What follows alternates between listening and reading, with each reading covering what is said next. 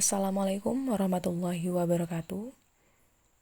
Baik, di sini kami dari kelompok 3 ingin memberikan tutorial mengenai uji normal probability plot dalam model regresi dengan SPSS. Langkah pertama, buka program SPSS versi 22.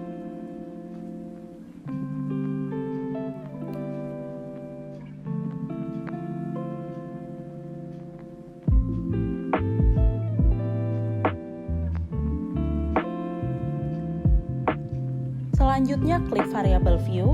Pada kolom name baris pertama, ketik motivasi. Dan pada baris kedua, ketik prestasi. Berikutnya pada bagian desimal, keduanya ubah menjadi 0. Selanjutnya pada bagian label, baris pertama tulis dengan motivasi belajar dalam kurung X. Dan pada baris kedua, ketik prestasi belajar Y.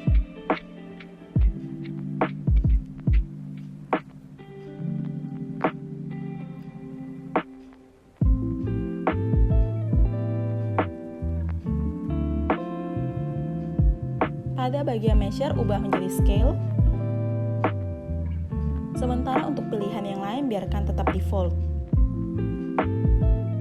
Selanjutnya, klik data view. Pada bagian ini terlihat variabel penelitian dengan nama motivasi dan prestasi. Selanjutnya kita hanya perlu mengcopy data dari Excel.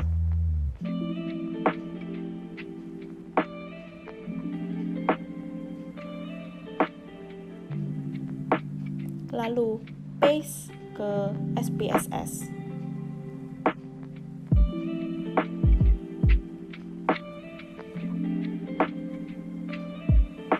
Langkah berikutnya adalah proses analisis. Dari menu utama SPSS, pilih menu Analyze, lalu Regression, kemudian Linear. Selanjutnya masukkan variabel prestasi belajar Y ke kotak dependen. Kemudian masukkan variabel motivasi belajar X ke kotak independen S, lalu klik Plots. 5. Muncul kotak dialog dengan nama Linear Regression Plots. Pada bagian Standardized Residual Plot, berikan tanda centang untuk pilihan normal probability plot. Abaikan pilihan lainnya, lalu klik Continue. Oke, untuk mengakhiri perintah, maka akan muncul output SPSS. Dalam hal ini terdapat banyak tabel output yang keluar. Untuk ujian normalitas probability plot, kita cukup memperhatikan output yang terakhir, yakni output charts.